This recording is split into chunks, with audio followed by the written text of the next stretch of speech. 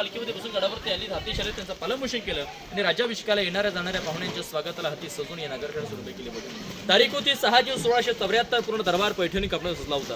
मशिनींच्या उजेडामध्ये पहाटे 4 वाजता अंदाजे 6 तर मुले प्रत्येकाच्या डोक्यामध्ये मानाचे भगे फेटे होते। गळ्यामध्ये कवड्याच्या माळा, बिंदार मिशात कल्पना करा, डोळ्यासमोर दृश्य करा, ते 6 तर मुले दिसत असते। तर राज्याभिषेका दिवशी आपल्या राहत्या राजवाड्यामध्ये पहाटे लवकरच स्नान करून राजे प्रथम जगदीश्वराचे दर्शनाला गेले।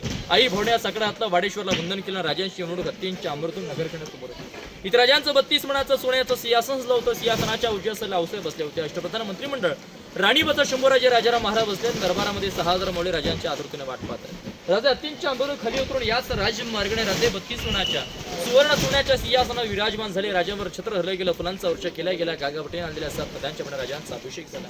राजे छत्रपती झाले। दरबारामध्ये गर्जन झाले। शेवटला मोठ्या सरण जे म्हणायचं आहे, सण समोर बघायचं, उजवा हात डाव्या साईडच्या छातीवर ठेवायचा, माझ्या पाठीवर जे म्हणायचं आहे की महाराज प्रौढ प्रताप पुरंदर क्षत्रिय कुलावतंस सिंहासनाधीश्वर महाराजाधिराज श्रीमंत योगी छत्रपती शिवाजी महाराज की जय। जय भवानी, जय शिवराय अशा जयकारी त्या राजांचा राज्याभिषेक झाला। व या दरबारामध्ये याच सिंहासनावर धर्मवीर छत्रपती संभाजी राजांचा राज्याभिषेक देखील 16 जानेवारी 1681 येथे संपन्न झाला।